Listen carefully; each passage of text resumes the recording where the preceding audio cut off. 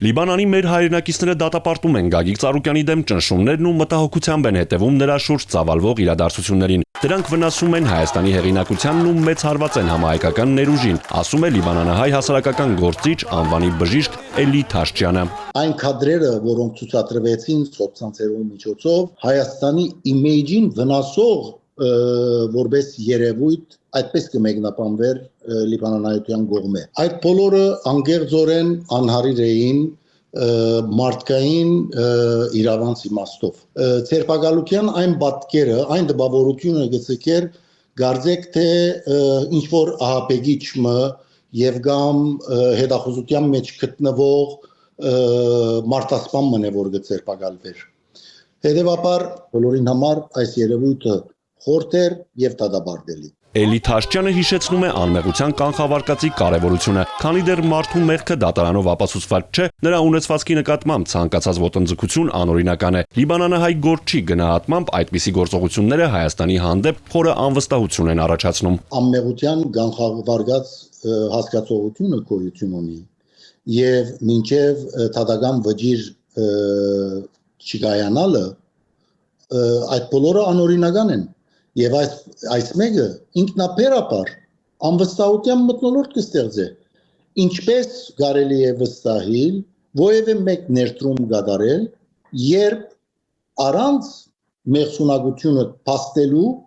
գրնան քալ եւ այդ բոլորի վրա ձեռք դնել։ Գագիկ Ծառուկյանը դժվարին օրերին միշտ եղել է լիբանանահայ համայնքի կողքին, աջակցել համահայկական խոշոր ծրագրերի իրականացմանը։ Բեյրութ կատարած այցի ընթացքում նա $500,000 է նվիրաբերել Մեծի տան Կիլիկիո կաթողիկոսությանը, որից $200,000 ուղղվել է պատերազմի մեջ գտնվող սիրիահայերի օժանդակությանը։ Եվս $100,000 հատկացվել է Լիբանանի ազգային միացյալ վարժարանին։ Բարոն Ծառուկյանի կատարածը նախատեպը չունեցող երևույթ էր։ Լիբանանի քաղաքացիական պատերազմի տարիներուն օժանդակություններ հասած են լիբանանահայության, նաև օրին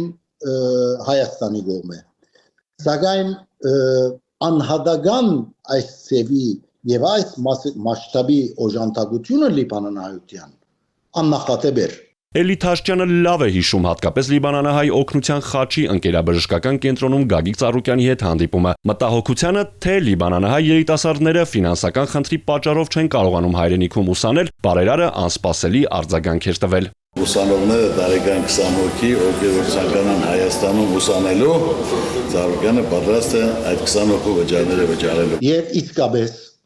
թվով 20 ուսանողներ Առաջիկա 4 եւ 5 տարիներու ընթացքին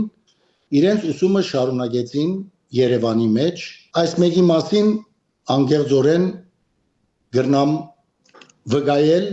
որովհետեւ ուղղակի առնչակիցը եղած եմ նաեւ այն հանձնաժողովի մեջ, որ ուսանողներու ընտրությունը պիտի կատարեր։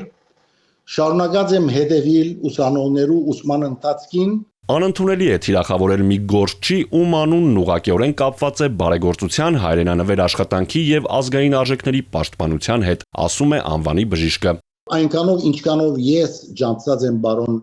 Ծառուկյանը, բնականաբար ես աջակցողն եմ, որ ինձ իր